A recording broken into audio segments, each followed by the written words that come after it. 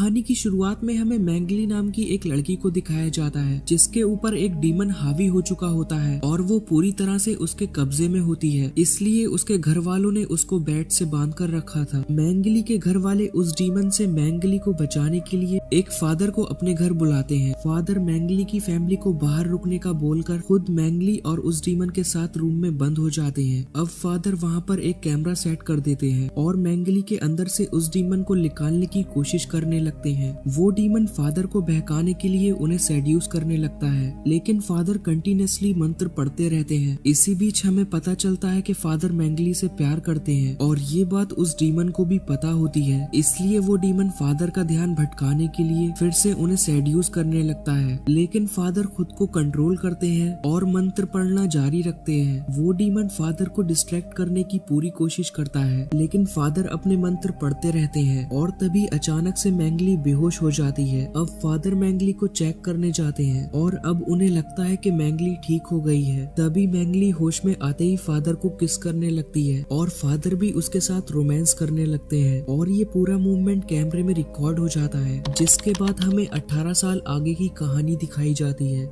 जहाँ पर एक गार्ड जेल में बंद कैदियों को खाना दे रहा था और जब वो एक रूम में खाने की प्लेट को निकालने जाता है तो उस रूम का कैदी उसकी उंगलियों को काट लेता है। इसके बाद हमें फादर पीटर को दिखाया जाता है, जिनको अभी भी उनकी गलती का गिल्ट होता है जो उन्होंने मैंगली के साथ 18 साल पहले की थी। फादर अपने उस गुनाह को कबूल करके अपने मन को हल्का करने के लिए सबसे सीनियर फादर के पास जाते हैं और 18 साल पहले उन्होंने जो गलती की थी उसका वीडियो रिकॉर्डर फादर को देने का सोचते हैं, लेकिन वो सीनियर फादर से कुछ बोल पाते उससे पहले ही वो सीनियर फादर पीटर को बहुत सारा फंड का पैसा दे देते हैं, जिसे देखने के बाद फादर पीटर उस वीडियो रिकॉर्डर को अपने पास ही रख लेते हैं और उस फंड के पैसों से अपने चर्च के बच्चों के लिए बहुत सारा सामान ले आते हैं। रात में फादर को एक जेल से फोन आता है जिसमें एक गार्ड फादर को बताता है कि हमारे जेल के एक कैदी की बहुत ज्यादा हालत खराब है, जिसे किसी डॉक्टर की नहीं बल्कि आपकी जरूरत है। अगली सुबह फादर उस जेल में चले जाते हैं जहाँ पर हम एक लड़की को देखते हैं जो कि एक बहुत ही बुरी आत्मा के वश में थी और उसने एक लड़की को फांसी पर चढ़ा दिया था, जिस वजह से उसे जेल हुई थी। अब वो लड़की फादर को देखने के बाद उनसे कहती है कि हम पहले भी मिल चुके हैं। ये डीमन भी फादर के सामने वैसे ही ऊटपटांग हरकतें करने लगता है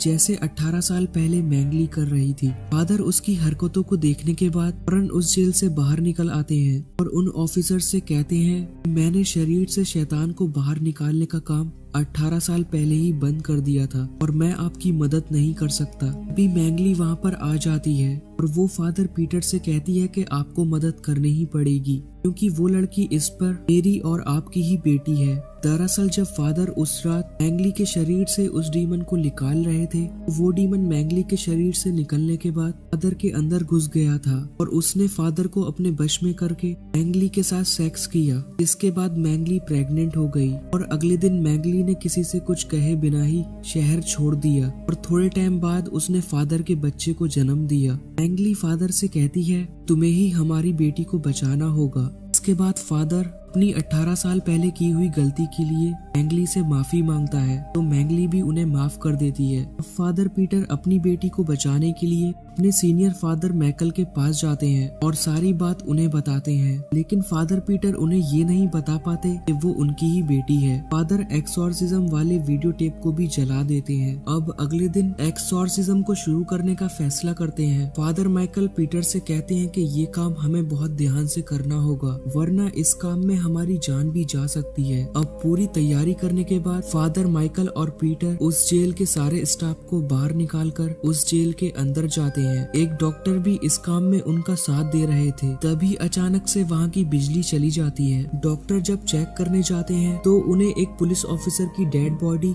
बहुत ही बुरी हालत में मिलती है, जिसे देखकर वो डर कर फादर को आवाज लगाने लगते हैं। तभी इस पर उन्हें दिखाई देती है। वो इस पर कोई इंजेक्शन लगाकर उसे बेहोश करने की कोशिश करते हैं, लेकिन वो उनके ऊपर ही हमला कर देती है। डॉक्टर की आवाज सुनकर जब दोनों फादर वहाँ पर आते हैं तो डॉक्टर बहुत ही बुरी हालत में होते हैं वो फादर को वहाँ से भाग जाने के लिए कहते हैं। इसी दौरान वहाँ पर बहुत सारे शैतान आ जाते हैं। दरअसल जेल में जितने भी कैदी थे स्पर के अंदर के डीमन ने उन सबको जेल से आजाद करके अपने कब्जे में कर लिया था। दोनों फादर उन शैतानों को वहाँ से भगाने के लिए मंत्र पढ़ने लगते हैं। फादर माइकल के मंत्र पढ़ने से उनके आगे के शैतान तो तड़प रहे थे, लेकिन फादर पीटर के मंत्रों का स्पर पर कोई असर नहीं हो रहा था। शैतानों के बहुत ज्यादा हावी हो जाने की वजह से फादर पीटर फादर माइकल को लेकर जेल के किचन में फादर माइकल पीटर पर बहुत गुस्सा करने लगते हैं और पीटर से पूछते हैं कि आखिर तुमने ऐसा कौन सा पाप किया है जिसकी वजह से तुम्हारे मंत्र उन शैतानों पर काम नहीं कर रहे। जिसके बाद फादर पीटर फादर माइकल को 18 साल पहले जो उसने गलती की उसके बारे में बता देते हैं। फादर माइकल का काफी ज्यादा खून बह गया था और वो मरने ही वाले थे। अपने आखिरी टाइम फादर माइकल पीटर से कहते हैं कि तुम शैतान के साथ कोई भी सौदा मत करना, नहीं तो वो तुम पर हावी हो जाएगा। जिसके बाद वो मर जाते हैं। अब फादर पीटर अपने आप को एक दूसरे कमरे में बंद कर लेते हैं और वो अपने फोन को निकालकर अपनी 18 साल पहले की गई गलतियों को बोलकर रिकॉर्ड करने लगते हैं। इसके बाद वो उस वीडियो को अपने लीडर को सेंड कर देते हैं। वीडियो सेंड करने के बाद फादर वापस से बाहर आते हैं और इस बार उनके सारे मंत्र काम करने लगते हैं क्योंकि गॉड ने उसे माफ कर कर उसकी शक्तियाँ लौटा दी थी। इस पर पीछे से आकर फादर पीटर पर हमला कर कर उन्हें बेहोश कर देती है और जब फादर पीटर को होश आता है तो वो ढेर सारी चैनों से बंधे होते हैं और इस पर उन पर एक्सॉर्सिज्म कर रही होती है। अब फादर पीटर उस डीमन से कहते हैं कि मेरी बेटी को छोड़ दो। फादर उसे गॉड के नाम पर अपनी बेटी को छोड़ने का कहते हैं, जिस पर वो डीमन कहता है कि मैंने अगर तुम्हारी बेटी को छोड़ दिया तो तुम्हारे चर्च के अनाथ बच्चे नहीं बचेंगे और तुम्हें अपनी बेटी या उन अनाथ बच्चों में से किसी एक को चुनना होगा। फादर उस डीमन से कहते हैं कि नहीं, तुम ऐसा नहीं कर सकते और आखिर तुम चाहते क्या हो और तुम मेरे साथ ऐसा क्यों कर रहे हो। जिस पर वो डीमन कहता है कि तुम्हें मेरे साथ एक सौदा करना होगा। वो फादर से कहता है कि मैं तुम्हारी पवित्र आत्मा चाहता हूँ, तुम अपने अंदर से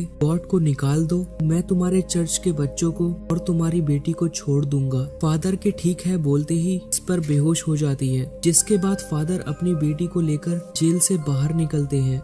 थोड़े दिन बाद चर्च के लीडर फादर पीटर से आकर कहते हैं तुम्हारे गुनाहों का कबूल करना तुम्हारे लिए जरूरी था। जैसे ही तुमने अपने गुनाहों को कबूल किया वैसे ही गॉड ने तुम्हारी शक्तियाँ तुम्हें वापस लौटा दी और मैंने भी उस वीडियो को डिलीट कर दिया है जो तुमने मुझे भेजी थी। लेकिन फादर पीटर जब लीडर से बात कर रहे थे फादर पीटर की आंखें चमकने लगती हैं। जिस पर वो फादर पीटर से पूछते हैं कि तुम उसके शरीर में क्या कर रहे हो। तो वो डीमन जवाब देता है पीटर ने अपनी बेटी और चर्च के बच्चों को बचाने के लिए अपनी आत्मा मुझे सौंप दी। इसके बाद हमें फादर पीटर की बेटी को दिखाया जाता है जिसके अंदर गॉड की पवित्र शक्तियाँ आ चुकी थी और अब फादर पीटर उस शहर को छोड़कर किसी दूसरे शहर में चले जाते हैं और इसी के साथ इस मूवी का यही एंड हो जाता है।